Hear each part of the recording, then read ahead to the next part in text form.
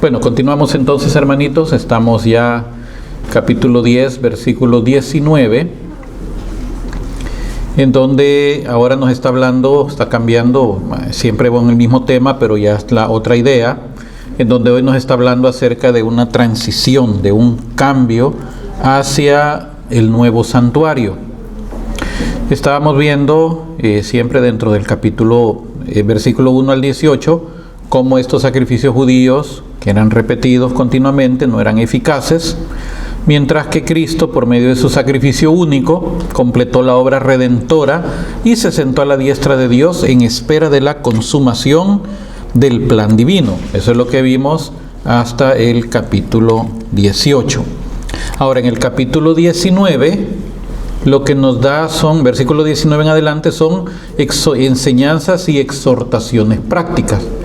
Hoy el autor de la epístola a los Hebreos va a dejar un poco ya la parte elevada de la teología, de la expiación, del sacrificio, y va a entrar ahora a unas exhortaciones prácticas, a unas enseñanzas prácticas.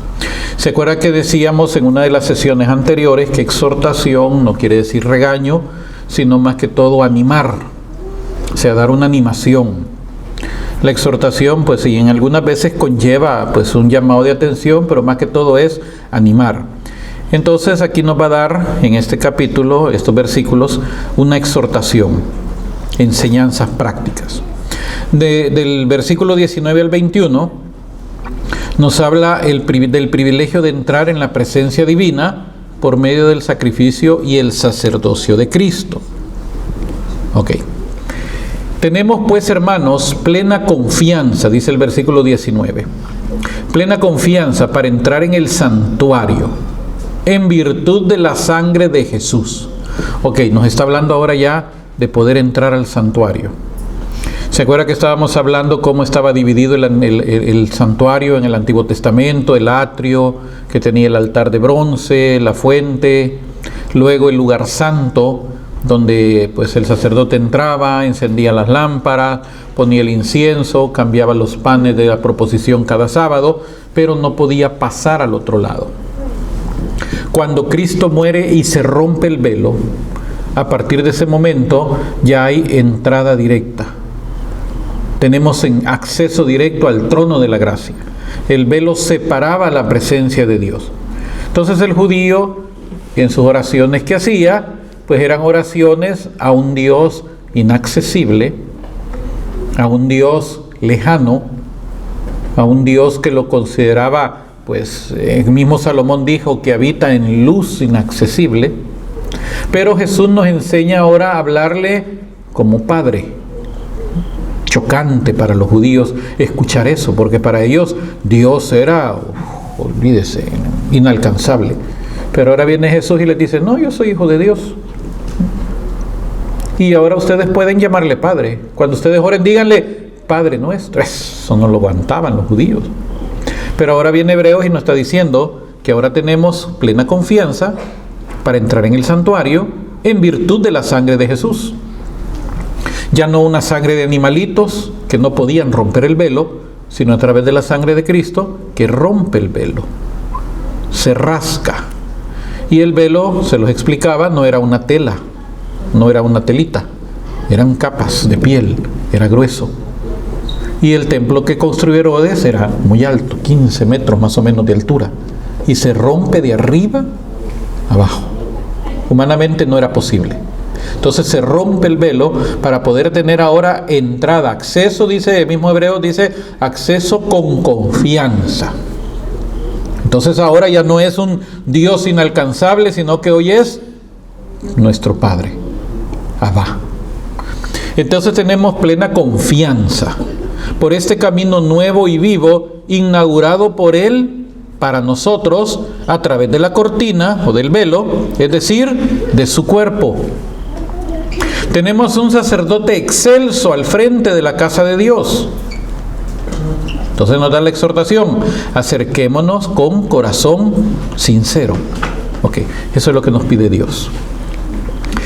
Porque a Dios, mi querido hermanito, no lo vamos a andar engañando. Entre nosotros nos engañamos. Entre nosotros muchas veces tenemos apariencia de piedad y nada que ver. Ya en la vida privada es otra historia. Ya en nuestra vida privada ya es otra cuestión. Tal vez aquí enfrente tenemos apariencia, pero acuérdese que a Dios no lo engañamos. Dios no sabe quién. Es más, el mismo Jesús dice, la misma palabra de Dios dice, no está la palabra en nuestra boca y Él la sabe. Entonces a Él nos tiene contados, que con algunos no le cuesta mucho porque no tenemos mucho pelo, pero nos tiene hasta contados los pelos de la cabeza. O sea que a él cuando oramos no le andamos con cuentos. A Él sabe, Él conoce. Entonces ahora nos está diciendo acá que debemos de acercarnos con un corazón sincero. A Él no lo vamos a engañar. Purificados los corazones de conciencia mala. La conciencia es realmente la voz del Espíritu Santo en nuestra vida. El Espíritu Santo es el que nos redarguye de pecado. Se le ha llamado conciencia. Dice uno, cuando uno comete un error o comete un pecado, dice, me remordió la conciencia. Realmente fue el Espíritu Santo quien le está redarguyendo de ese pecado. Entonces, dice acá que debemos de purificarnos los corazones de conciencia mala. ¿Qué significa eso? Que podamos tener una vida que el Espíritu Santo no nos reproche. Y si nos reprocha, enmendar lo que nos está reprochando. Si nos está reprochando el Espíritu Santo alguna actitud, algún pensamiento, alguna acción, entonces es porque nos está llamando a la conversión. Ok, eso es lo que hace el Espíritu Santo. El Espíritu Santo es el que mueve a la conversión. El Espíritu Santo utiliza medios para que uno llegue a la conversión. Pero el que hace la obra de conversión solamente es el Espíritu Santo. Usted no puede decir, yo me convertí con el hermano Salvador. No, ni se le atreva nunca a decir eso. Porque yo no puedo convertir a nadie. Nadie puede convertir a nadie. Uno puede ser instrumento para que tal vez de alguna enseñanza, alguna prédica, el Espíritu Santo habló y lo hizo convertirse, lo hizo buscar la conversión. Pero simplemente fue un medio. El que convierte es el Espíritu Santo. Una vez me preguntaron a alguien a mí, pero lo hacían con mala intención. ¿Y usted a cuántos ha convertido? A ninguno, le dije. Porque yo no soy el Espíritu Santo. Pregúntele al Espíritu Santo a cuántos ha convertido. Yo no. Nosotros solo somos el burro que carga a Jesús. Usted puede la historia esa, ¿verdad? El burro emocionado diciéndole a los otros burros, miren cómo me aplaudieron cuando iba entrando. Y me aplaudían. Si no era vos, burros, el que llevabas encima, le dice. Todas veces uno se equivoca, que uno solo es el burro que lleva al Señor, pues. Entonces está diciéndonos acá que debemos nosotros de presentarnos purificados los corazones de conciencia mala y lavado el cuerpo con agua pura. O sea, tiene que haber una limpieza.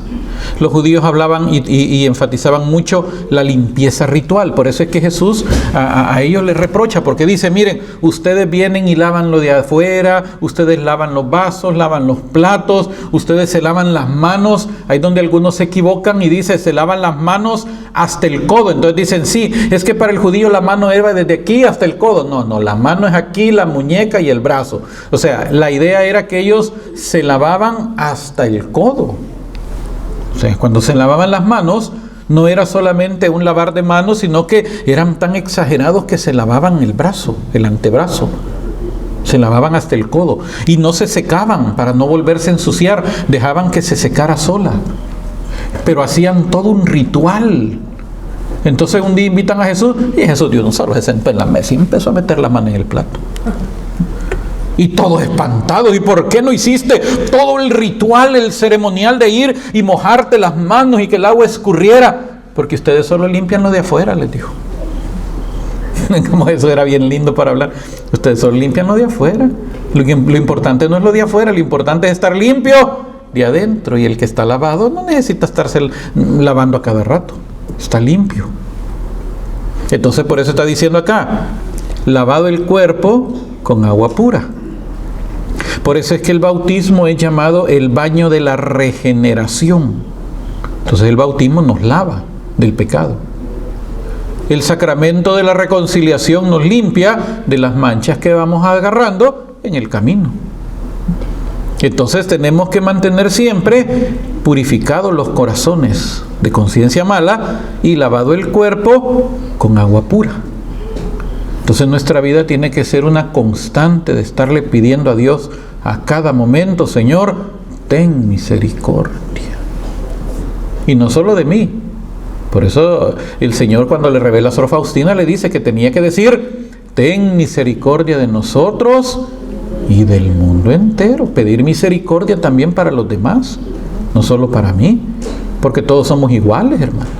O sea, todos somos pecadores. Por eso es que el rey David decía: yo me he guardado de mi maldad, decía David. Entonces nos está diciendo que debemos de tener los corazones purificados y lavado el cuerpo con agua pura. Y hay diferentes medios que el Señor ha provisto para nuestra purificación. Uno de esos medios es la palabra de Dios. Cuando usted dedica tiempo a la lectura de la palabra de Dios, es lo que dijo Jesús: ya ustedes están limpios por la palabra que les he dicho. ¿Y sabía usted que el sacerdote, cuando lee el Evangelio, él hace una oración? Algunos la hacen pública, otros hacen la oración secreta, pero cada vez que él va a leer el Evangelio, él hace una oración que dice que por la lectura del Evangelio sean perdonados nuestros pecados, dice. Ahora, tal vez no lo hace público porque cualquiera diría: con solo ir el Evangelio ya arreglamos el asunto. No, hay que tener acceso a la reconciliación. Pero imagínense el poder, solo el poder del Evangelio, de la lectura del Evangelio, que limpia. Por eso dijo Jesús: ya ustedes están limpios por la palabra que les he hablado. Y ya les he contado la historia aquella del canasto de carbón, de aquel niño que le pregunta al abuelo: abuelo, ¿y por qué lees la Biblia todos los días? Y el abuelo le dice: te voy a explicar, pero agarra ese canasto de carbón, sácale el carbón y ve al río y me traes un canasto de agua. El niño le dice: ¿cómo un canasto de agua? Mejor voy y traigo un balde y te traigo un balde. No, es que yo no quiero un balde, yo quiero un canasto de agua. Pero es imposible, tú solamente haz lo que yo te digo. Entonces el niño sacó el carbón. ¿Cómo sabes ese canasto? Negro, lleno de carbón. Entonces el niño va, lo mete al agua y cuando lo saca, el niño le dice: no, abuelo, es imposible, el agua se sale, es que no lo estás haciendo bien. Volvé a meter y correr rápido para que cuando venga, aquí venga el pobre niño va a ir al río a meter el canasto. Y cada vez que llegaban del abuelo, pues escurriendo, ya no iba nada. Y después de varios ratos, por último el niño le dice: no, hombre, abuelo, es imposible, mejor voy a ir a traer un balde. No, es que yo no quiero balde, yo quería un canasto. Pero yo quiero que veas algo, le dijo. ¿Cómo estaba el canasto cuando lo agarraste? Estaba negro. ¿Y cómo está ahorita después de tantas veces de ir al río? ¿Cómo creen que estaba? Estaba limpio. Entonces ahí el abuelo le dice: ahora aquí para que tú entiendas, porque leo la Biblia todos los días. Porque nuestro corazón es como ese canasto de carbón. Pero al leer la palabra de Dios, es lo que él dijo: ya ustedes están limpios por la palabra que les he hablado. ¿Por qué cree que el maligno no quiere que usted lea la Biblia? Y le pone tanta traba, tanto obstáculo, tanta mentira para que usted no lea la Biblia. Porque sabe que tiene poder purificador la palabra de Dios. Entonces, está hablándonos acerca de purificar la conciencia, el cuerpo lavado con agua pura. Y luego nos dice: mantengamos firme la confesión de la esperanza, pues fiel es el autor de la promesa. Hoy nos está exhortando a mantenernos firmes. Les comentaba una noche de estas que se daba el problema que cuando se daba la persecución, muchos renegaban.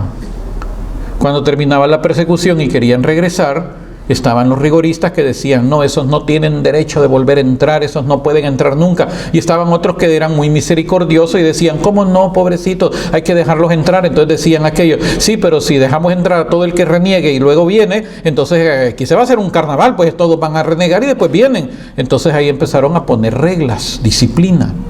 Entonces tenían que cumplir tanto tiempo de prueba antes de poder volver a acercarse. Entonces, por eso está diciéndonos acá: mantengamos firme la confesión de la esperanza, sin titubear. Santiago habla como aquel veleta que es llevado por cualquier viento. que es llevado por aquí, llevado por allá, hoy sí creo, mañana no creo, hoy viera que ya dudo, hoy no sé, y ya de otro día viene bien emocionado. Eso pasa mucho con los que van a retiro, ¿se ha fijado? Cuando van a un retiro y regresan del retiro, ¿cómo vienen? Encendidos y en victoria y no sé cómo, pero después de varios días, ¿cómo están? Bien pagados. Por eso no solo es de hacer un retiro, es de dar formación constante. O sea, no solamente quedarse solamente con el retiro y ya estuvo el retiro, ya, qué bueno. No, hay que mantener, hay que darle seguimiento. No solamente que sea una fe emotiva, una fe de emoción del momentito del retiro, sino que después sea una fe madura. Ya no solamente creer, como le decían aquellos, ya no creemos, le dijeron a aquella mujer, por lo que tú nos dijiste, ya creemos porque ya lo escuchamos a él. Así le dijeron a aquella mujer. Entonces sigue diciendo, manteniendo firme la esperanza. Pero el versículo 24 nos dice, fijémonos los unos en los otros para estímulo de la caridad y las buenas obras. Aquí viene la ayuda mutua entre nosotros, el apoyo mutuo. Aquí es donde a mucha gente, hermanitos, no le gusta, cuando tenemos que estarnos animando unos a otros. Y parte de eso es cuando nosotros venimos y le decimos a un hermano, hermanito, manténgase firme, hermanito, cuidado con esto, hermanito, pues no deje de orar, hermanito, no deje de venir, hermanito. Entonces, esa es parte de la animación. Fíjese que los grupos protestantes hacen lo siguiente. Cuando una persona viene, o una persona deja de venir al culto, el primer domingo, ok, pues hubo algún atraso o algo. Pero si el siguiente domingo no llegó al culto, entonces algo está pasando. Al tercer domingo le hablan, hermano, tenemos ya 2 semanas de no verlo, ¿está todo bien? Ay, que he estado enfermito. Ay, hermano, pues hubiera avisado y nosotros hubiéramos llegado, pero ahorita, hermano, necesita algo, necesita para la medicina, necesita... ¿Sabe que ellos hacen eso? Y nosotros, mira, ¿te acordás de uno que venía, que se sentaba en la esquina, que no me acuerdo cómo se llamaba, pero ya tiene como 10 años que no lo hemos vuelto a ver? Porque no tenemos cuidado. Y alguien se pregunta, ¿y cómo hacen esas grandes congregaciones de 10,000, 20,000 personas para mantener a la gente y saber? Porque se sectorizan, están sectorizados por colonias, por calles, por barrios. Entonces hay un líder que es el que se encarga de cuidar a 10 familias de ahí de su alrededor y es el que está pendiente de esas familias. Y cualquier cosa escala hasta llegar al mero jefe ahí, el mero pastor. Y eso es algo que nosotros deberíamos de tomar en cuenta, hermano, de hacer lo mismo también. O sea, hay que tomar lo bueno, decía San Pablo, y ver esta situación, porque ellos lo que hacían era estarse estimulando unos a otros, animándose unos a otros. Hermanito, ¿por qué no vino ayer a misa? Ay, hermanito, viera qué le importa. No. Es tratar de mantenernos unidos, no divididos, unidos. Y animarnos. Por eso dice, fijémonos los unos en los otros para estímulo de la caridad y las buenas obras, sin abandonar nuestras asambleas, como algunos acostumbran a hacerlo. Pero hay algunos que tienen la costumbre y tienen esa mala costumbre de ni me estorban los que están ni me hacen falta los que se van. No es así. O sea, tenemos que estar pendientes unos de otros, animándonos unos a otros, sin abandonar nuestras asambleas, como algunos acostumbran a hacerlo. Antes bien, animándoos, tanto más cuanto veis que se acerca ya el día. Entonces aquí está hablándonos ya consejos prácticos, más que todo consejos pastorales, que todos tenemos que cumplir. No le tenemos que dejar todo el cargo al Padre Johnny, no, todos tenemos que estar pendientes unos de otros. Todos tenemos que hacer labor de pastor también, ayudarnos mutuamente. tener equipos que ya estén preparados para asistir cuando hay alguna necesidad, un hermano enfermo o algún hermano que fue a la cárcel por alguna razón, y estar pendientes para ayudar, para ver en qué se puede ayudar, no abandonar al hermano. Los cristianos del primer siglo estaban pendientes unos de otros. Pero eran bien poquitos. No, pero igual, cuando crecen, se sectorizan. Se hacen sectores. Por eso cuando se hizo aquel movimiento de la nueva evangelización, ¿han oído hablar de la nueva evangelización? Lo que hicieron fue sectorizar la parroquia.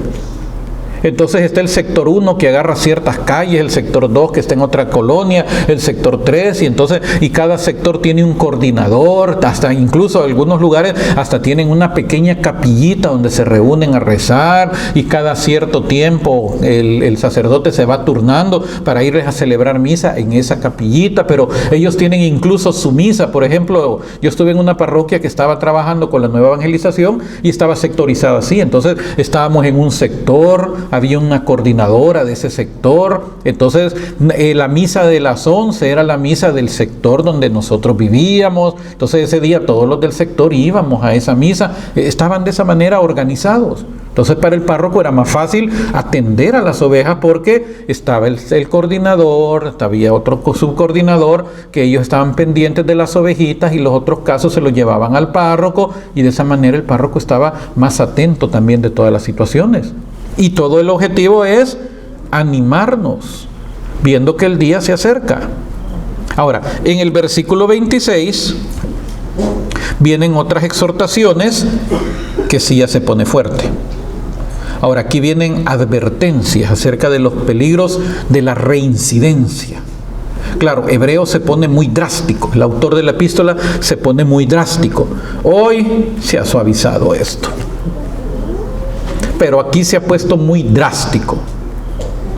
Algunas congregaciones protestantes mantienen este rigor, que también no es bueno, no es sano.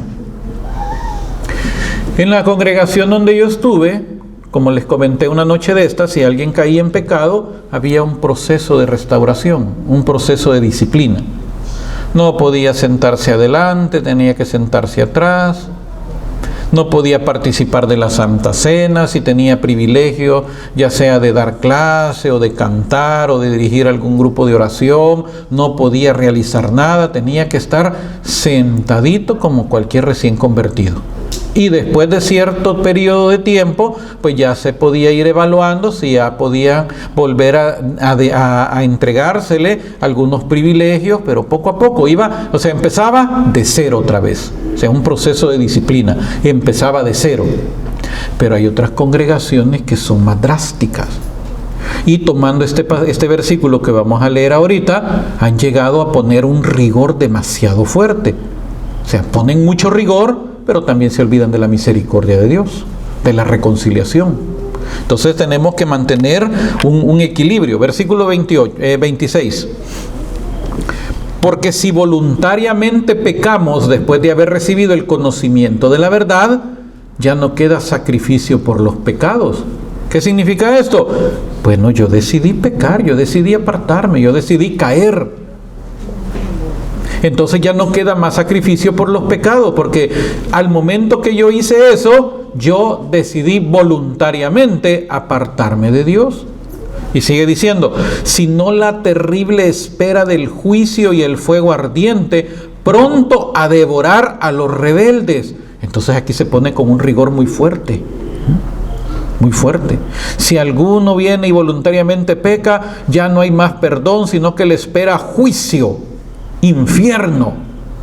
Y este rigor daña también, porque miren lo que yo conocí, un caso que yo conocí en la primera congregación que yo fundé. Había una parejita, yo tenía en esa época 89, yo tenía 22 años. Había una parejita de unos niños como unos 16, 17 años tenían los muchachitos.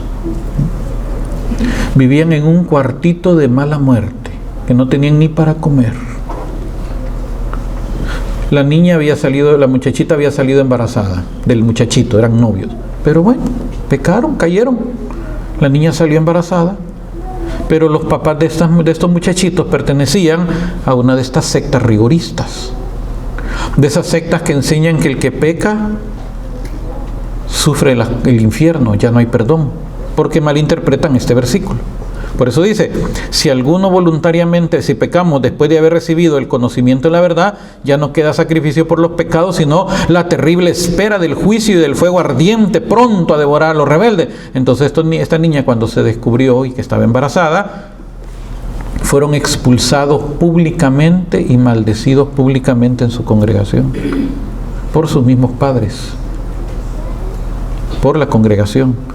Fueron expulsados. Muchachitos les habían dado donde dormir en un cuartito, no tenían ni para la comida, porque un muchachito de 15, de 16, 17 años, pobrecito, tenía que ir a ver qué hacía para conseguir algunas monedas.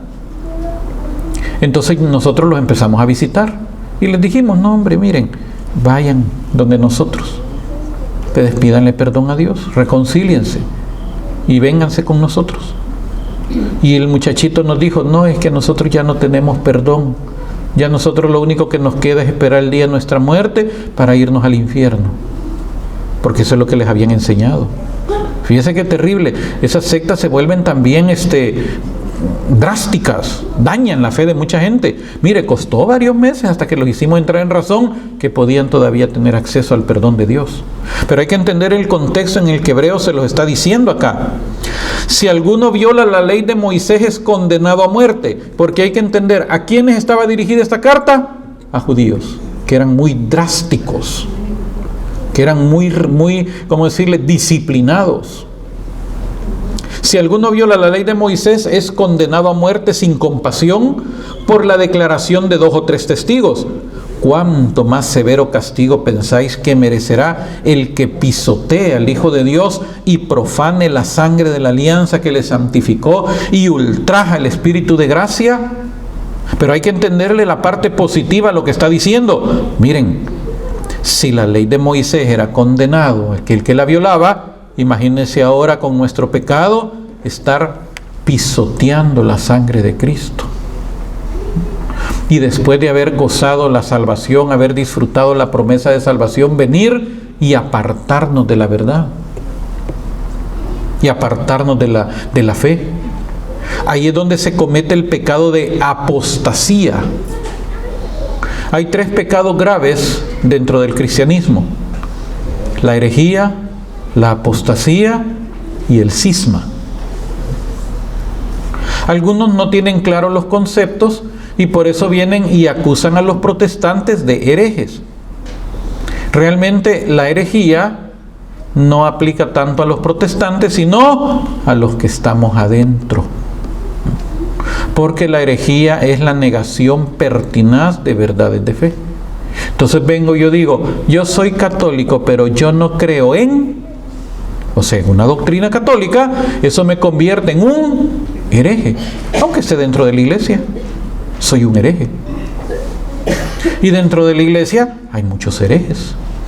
Yo soy católico, pero miren, yo me he encontrado con muchos que dicen, yo soy católico, pero yo no creo en el infierno. Una vez un padrecito así dijo, el infierno no existe, el infierno fue un invento de la Edad Media para asustar a la gente para que se portaran bien. Si Dios es amor, ¿cómo va a mandar a la gente al infierno? Imagínense, qué terrible. Ahora es un hereje, porque está negando una doctrina, una verdad de fe que el catecismo le dedica buenos numerales, explicando la realidad del infierno y el castigo eterno. Yo soy católico, me dijo, otro padrecito, ¿sabe qué es lo que nos enseñó? Que el diablo no existe, que era para tener a la gente asustada, que los demonios somos nosotros. Que por ejemplo, si para usted una bebida o la Coca-Cola le hace daño y el doctor le ha dicho que no tome Coca-Cola y a usted aún así toma Coca-Cola, ese es su demonio. Pero que espíritus reales así como lo dice, eso no existe. Pero si Jesús habló de los espíritus, de demonios, el catecismo habla de demonios, una rama de la teología es la demonología. Entonces vengo yo y digo, no existen, ¿en qué me convierto? En hereje. Ahora, la apostasía es cuando yo definitivamente digo, ¿saben qué, señores? Yo ya no creo en nada. Yo reniego del cristianismo, yo reniego de la fe cristiana, yo reniego de la Biblia, yo me declaro ateo o agnóstico, yo ya no creo en nada. Esa es la apostasía. Y el cisma es la separación. Pero también hay que entender que cisma no solamente es cuando usted viene y se va de la iglesia para una secta. El cisma se puede dar también dentro de nuestra iglesia, cuando creamos grupos. Y esos grupos se vuelven exclusivistas. Y solamente si usted es de mi grupo puede venir, si usted no es de mi grupo no viene. Y solo si usted es de mi grupo usted me saluda, si no, no lo saludo. Si usted no es de mi grupo no se puede sentar con nosotros porque aquí solo nos sentamos los de nuestro grupo. O sea, están creando una división dentro del cuerpo de Cristo, porque están un grupo dentro de la iglesia y eso no se tiene que dar. Hoy que estuve en Colombia me pasó esa experiencia. Yo andaba me habían dado una camisa blanca, una tipo polo, con el logo del ministerio que me había invitado. Y los otros miembros del ministerio andaban con una camisa celeste. Ellos ocupan camisas de diferente color dependiendo el nivel que ellos van obteniendo, que van en su proceso de formación. Entonces a mí me habían dado una camisa blanca por ser invitado y yo estaba ahí con ellos. Y de repente aparecen los de cierto movimiento de esa parroquia y yo estaba con los hermanitos que tenían sus camisitas celestes y yo con mi camisa blanca, y fíjese que solo a mí me llegaban a saludar. Y me saludaban. Y a los otros hermanos no.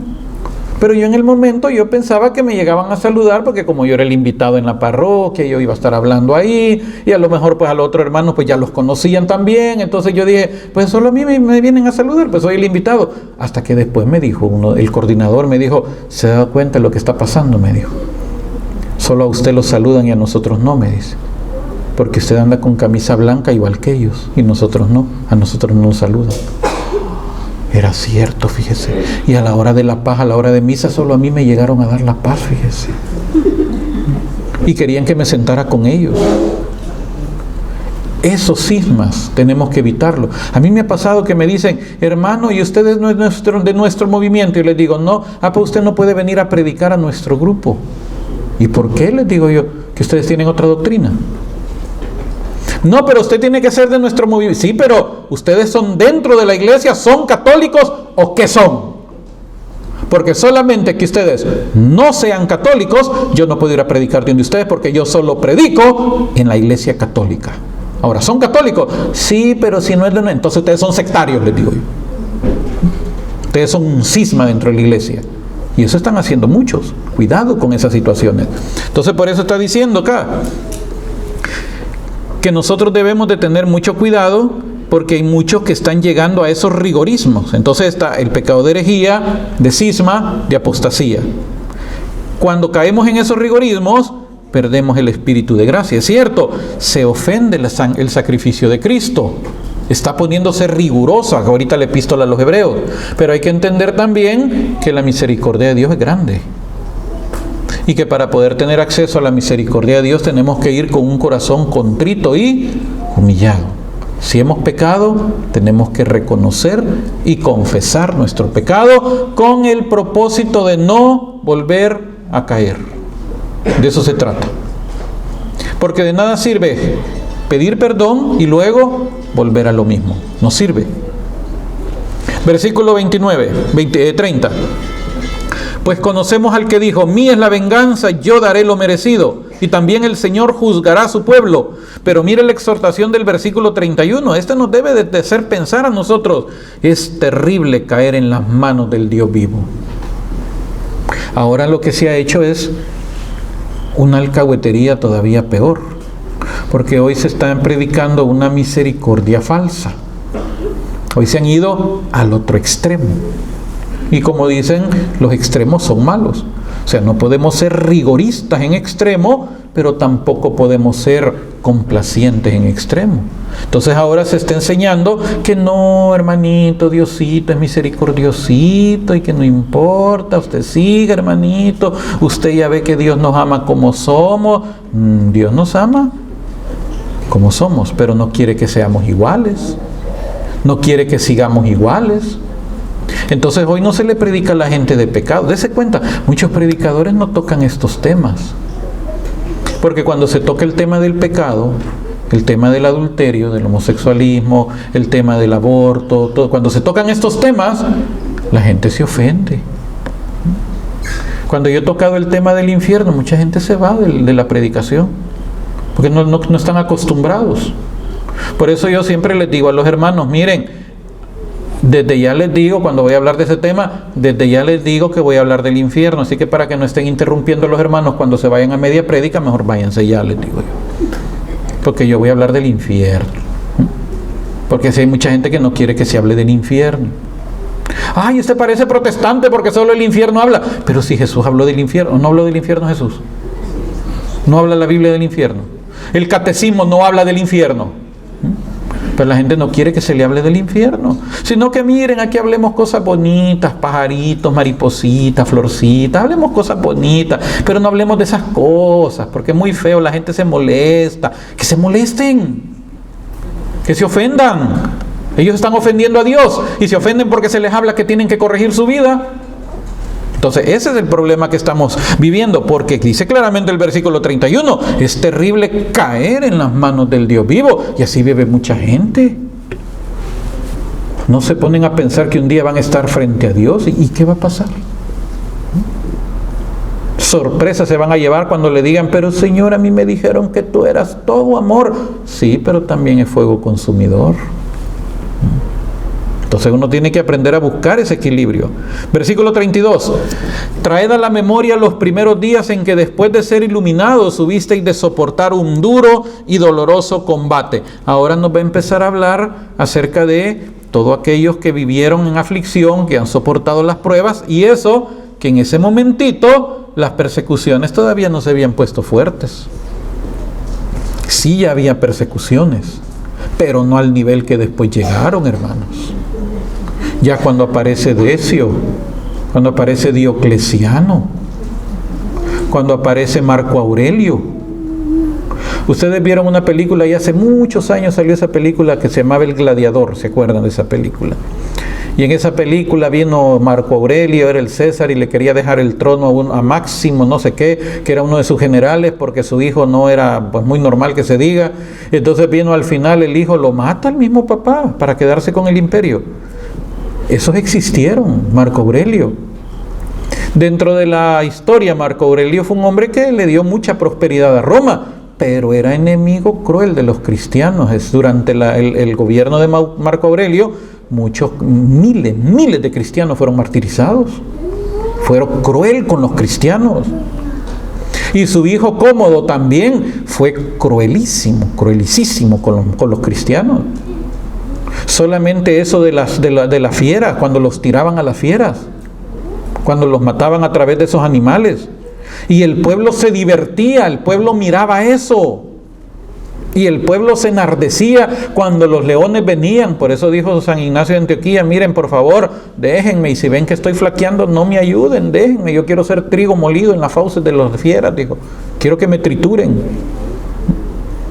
Porque esa era la realidad del cristianismo en esa época. Entonces por eso nos está dando hoy la exhortación. Todavía no habían llegado a ese nivel, pero aún así ya había persecución. Por eso dice, traed a la memoria los primeros días en que después de ser iluminados hubisteis de soportar un duro y doloroso combate, unas veces expuestos públicamente a injurias y ultrajes. Mire, hermano, las injurias y ultrajes son parte del precio de ser cristiano. Un cristiano que no es perseguido, un cristiano que no es injuriado, que no es ultrajado, algo no anda bien. Jesús dijo, ay de ustedes, dijo, cuando la gente hable bien de ustedes, decía Jesús, porque así hablaban bien de los falsos profetas. Y así andan muchos falsos profetas ahora, que la gente les aplaude, los celebra, los sigue, los idolatra, los tiene en pedestales. Claro, porque como no les tocan la realidad de su pecado, estos predicadores son predicadores que lo único que les interesa es tener a la gente contenta, porque de ahí le sacan billete a la gente. Entonces nunca tocan los verdaderos temas de conversión, solo les dan un espectáculo, un show. Y acuérdese que al ser humano eso es lo que le ha gustado siempre. Los romanos entendieron que la única manera de tener al pueblo sometido era dándoles pan y circo. Así decían los romanos, pan y circo. Démosles comida, démosles buen espectáculo y la gente va a estar contenta. Y nosotros hacemos lo que queremos. Y los políticos de nuestra época siguen haciendo lo mismo. A la gente les dan buenos espectáculos, buenos shows, les maquillan ahí bonita la ciudad, les hacen algún partido de fútbol, que venga la selección de no sé dónde, la gente está en los estadios gritando y gritando, cuando la realidad de la política es otra, ellos están haciendo otras cosas. Pero mientras tengan a la gente embobada con todos esos espectáculos, la gente va a estar tranquila. Y luego cuando es época de elecciones, ¿qué es lo que hacen? Pues se les da su bolsita ahí de un pedacito de pan dulce, ahí decimos en El Salvador, un pedazo de semita y una charamusca. Charamusca es un refresco congelado en una bolsa. Entonces mientras le den su charamusca, su pedazo de semita, que es un pan dulce con miel adentro, y una camiseta del color del partido, la gente está contenta, pues, y votan por ello. Una política ahí en un país donde vivo le llegó a regalar láminas a la gente, y la gente, está bien, votos por lámina para ponerle techito a la casa. Otros regalan vales ahí para ir al supermercado a comprar. El que era ahí en mi país, el que iba de candidato a presidente, que dueño de una cadena de supermercados, él empezó a regalar vales de supermercado a la gente. Entonces la gente, con tal de tener su valecito ahí para ir al supermercado, a su canasta básica, daban su voto. Entonces a la gente, mientras la tengan así embobada, ellos hacen lo que les dé la gana. Entonces los romanos habían entendido eso: pan y circo, tengamos a la gente entretenida mientras nosotros hacemos lo que queramos. Y parte de la entretención era el odio hacia los cristianos, la persecución. Cuando Nerón le dio fuego a Roma para inspirarse para un poema, estaba loco. Se mandó a matar a la mamá. Y después le dio fuego a la ciudad para inspirarse, y cuando el fuego se descontroló, le dijo que los cristianos habían sido. Y suelta la persecución contra los cristianos. Entonces por eso está diciendo aquí, unas veces expuestos públicamente a injurias y ultrajes. En cambio, un cristiano que nunca recibe ataque, algo no anda bien ahí. Un predicador que nunca recibe ataque, algo no está bien. Porque no toca las fibras del pecado de la gente. Y mientras no se le toque el pecado a la gente, sino que se le dé nada más un show. Parece que los cantantes no tienen problemas, los cantantes católicos. Ellos no tienen problemas. A no ser que se metan a predicar. Yo tengo un buen amigo que él canta, pero predica. Pobrecito, le está lloviendo igual que a mí. Pero porque él predica. Pero muchos no. Solamente tener el show y poner luces y poner a la gente, más que todos los jóvenes, a bailar, y mientras los tengan bien entretenidos con la unción y todo eso, y los jóvenes bailando, ¡ay, qué bonito se sintió la presencia de Dios! Si esas son manipulaciones que yo las aprendí a hacer cuando era protestante, si son manipulaciones psicológicas para la gente, se les manipulan los sentimientos y se les hace creer que es el Espíritu Santo. No, son manipulaciones psicológicas a través de las luces, efectos, sonido, miles de watts de sonido, buena música, buena orquesta. Y muchos de los músicos que andan con estos cantantes ni cristianos son músicos profesionales que saben mantener un buen espectáculo, pero como ellos eso es lo que hacen, nada más dar un espectáculo, entonces ellos están tranquilos. ¿Quién los ataca? Nadie. Pero si empiezan a hablar del pecado y empiezan a hablar de la conversión, ya no los invitan y los empiezan a atacar. Entonces uno tiene que decidir. Por eso está diciendo, unas veces expuestos públicamente a injurias y ultrajes, otras haciendo solidarios de los que así eran tratados. Muchos diáconos, por ejemplo, San Tarcisio. ¿Saben quién era San Tarcisio? Él era un niño monaguillo, un acólito, que después de la celebración eucarística, cuando no había todavía templo, cuando lo hacían escondida, a él le daban la Eucaristía y él la llevaba escondida para írsela a dar a los que estaban presos por ser cristianos. Para aquellos que dicen de que un ministro, una persona corriente no puede tocar el cuerpo de Cristo, hoy porque solo los ministros ordenados, dicen algunos ahí. A mí me invitaron cerca de por aquí a dar unas charlas. Y me dijeron, mira hermano, por favor díganos aquí que no se puede comulgar en la boca y que no tienen que haber mujeres ni hombres que sean ministros de la comunión. Pero ¿por qué voy a decirles eso? Es que aquí no tienes que, mira hermano, no se puede recibir a Cristo en la mano, ni tampoco puede alguien común y corriente estar dando, menos una mujer, estar dando el cuerpo de Cristo. Usted tiene que decir eso. Yo voy a decir lo que enseña la iglesia, les dije. O sea, yo no vengo a predicar lo que usted cree, sus ideas. Yo vengo a decir lo que enseña la doctrina. ¿Y sabe qué enseña la doctrina? Que se puede recibir en la mano donde el obispo lo permita y que pueden haber ministros extraordinarios de la comunión de acuerdo a la necesidad de la gente, de la parroquia. Si la parroquia es muy grande y el sacerdote no da abasto para dar la comunión a todos, entonces tienen que haber ministros que la misma iglesia los ha aprobado, ¿no? Y que tienen un proceso y que el obispo los aprueba, y entonces ellos están autorizados para poder dar el cuerpo y la sangre de Cristo. Ya no me volvieron a invitar. Porque muchos coordinadores de grupos quieren que el predicador vaya a decir lo que ellos quieren que se diga. Sus criterios, sus formas de pensar. Entonces yo tengo como predicador que enfrentarme a una situación. O digo las cosas como son, como enseña la doctrina, o digo lo que dice el coordinador para tenerlo contento, para que me sigan invitando y así saco ofrenda. Ahora, si yo soy de esos que voy a ir a decir lo que el coordinador quiere que yo diga, no lo que enseña la palabra y la doctrina, el día del juicio, ¿qué cree que me va a pasar a mí? ¿Cómo cree que me va a ir? Entonces yo prefiero mejor que me vaya mal ahorita que me vaya mal en el juicio, así que mejor que me vaya ahorita mal. Pues compartiste los sufrimientos de los encarcelados y os dejasteis despojar con alegría de vuestros bienes, conscientes de que poseías una riqueza mejor y más duradera, las persecuciones que hubieron en los primeros años y que viene para otra vez.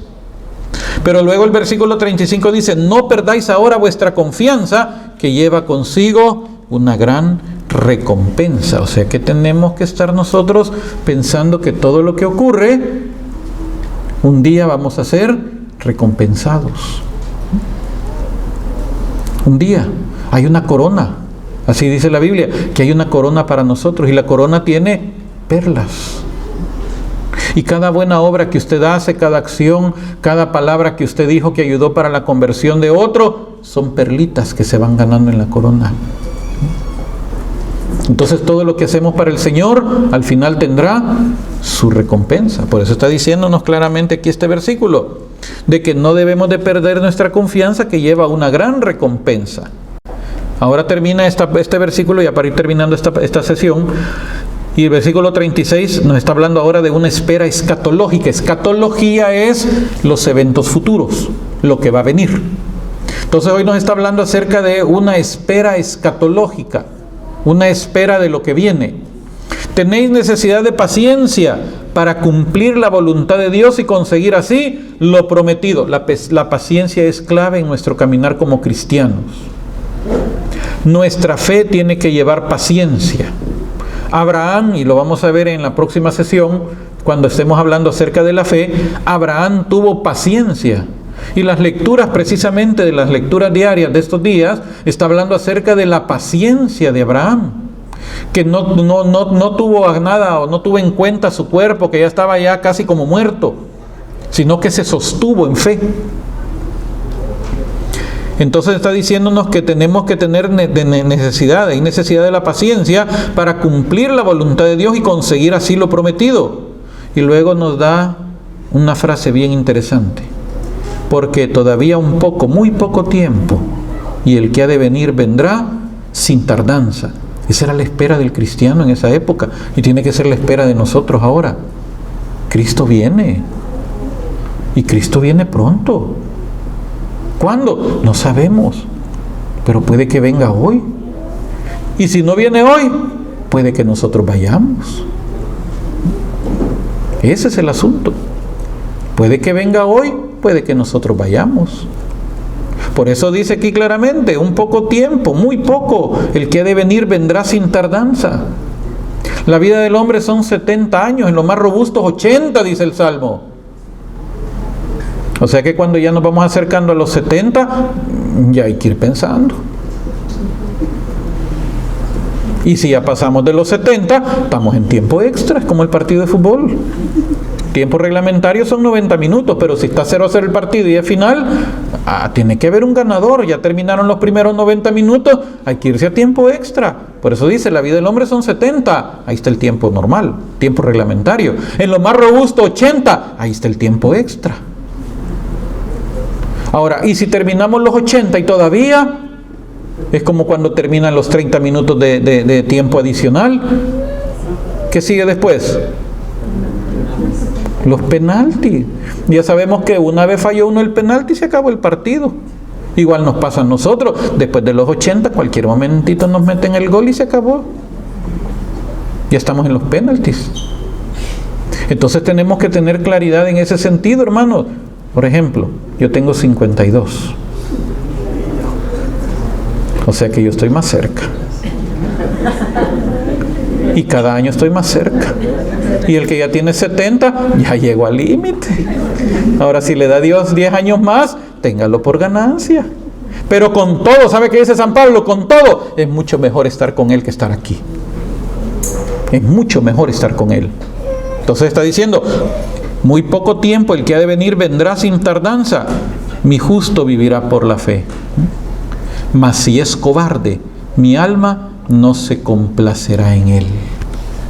Si es cobarde. Por eso es que el cristianismo no es de cobardes. El que pone la mano en el arado y vuelve a ver para atrás, no es apto. Esto no es de cobardes. Es que yo no voy a cumplir, porque sos cobarde. Ya estás diciendo que no vas a cumplir porque sos cobarde. Porque esto de ser cristiano, hermano, es de valientes. De los que toman la decisión y siguen adelante hasta las últimas consecuencias. Por eso dice el versículo 39, pero nosotros no somos cobardes para perdición, sino hombres de fe para la salvación del alma. Que ahí resume todo el Evangelio. Por eso dice San Pablo en una de sus cartas, dice San Pedro, que el fin de nuestra fe es la salvación de nuestra alma. Eso es todo. A eso tenemos que aspirar, a eso tenemos que luchar, a ese es el objetivo que debemos de tener, salvar el alma. Ese es todo el resumen de todo lo que podemos estar hablando de toda la Biblia, salvar nuestra alma. El cobarde no se salva, por eso es que dice Apocalipsis 21:8 que los cobardes no entran, porque se apartaron, se corrieron, no aguantaron, no soportaron. Porque la salvación no solo es de, ¡ay, qué bonito! No, es de cargar la cruz. Todos los días. Todos los días. No como aquel predicador que trajeron ustedes hace varios años junto conmigo. ¿Se acuerdan? Que les enseñó que dijo que no había que cargar la cruz. Cuando estuvimos en Harrington, ¿se acuerdan? Algunos no habían nacido todavía. Eso fue hace como 8 años fue eso, ¿verdad? 8 años. Que dijo que eso de andar cargando la cruz, ni Jesús la cargó todo el día, un ratito la cargó y después le terminaron ayudando, que eso de andar cargando la cruz. Pero Jesús dijo claramente, el que no toma su cruz cada día y me sigue, no es digno de mí. Entonces el objetivo tiene que ser con la cruz y el objetivo de salvar nuestra alma. Amén. En el nombre del Padre, del Hijo y del Espíritu Santo. Gracias te damos, Señor, por tu palabra que hemos meditado, que es tan dura, Señor, como martillo que quebranta la piedra de nuestro corazón, pero que al final produce, Señor, fruto de vida eterna. Ayúdanos, Señor, para que quede grabada en nuestro corazón, no en tablas de piedra, sino en nuestros corazones. Y no solo quede grabada, sino que también la pongamos en práctica, Señor. Ayúdanos a cargar con la cruz que nos has dado, a poderla soportar, a poder soportar lo que tú quieres para nosotros, Señor. Si así lo quieres tú, así lo vamos a hacer, Señor, aunque nos duela, aunque cuesta, pero si es lo que tú quieres, así lo vamos a hacer. Perdónanos nuestros errores, nuestros pecados que hemos cometido, nuestras imperfecciones por nuestra naturaleza humana, y ayúdanos que a través de tu Santo Espíritu nos podamos fortalecer todos los días junto con tu palabra, Señor, para que así podamos mantenernos firmes, sin fluctuar, podamos mantenernos firmes en esta fe que hemos recibido y sin cobardía no nos apartemos nunca, Señor, de ti. Nos encomendamos a nuestra Madre María, que soportó también el peso de la cruz en su alma, esa espada que traspasó su corazón, para que también tomemos el ejemplo de fortaleza y de valor de ella, para poder mantenernos firmes también en esta fe que tenemos. Por Jesucristo nuestro Señor. Amén. En el nombre del Padre, del Hijo y del Espíritu Santo. Amén. Muchas gracias, hermanitos. Continuamos nuestra próxima sesión.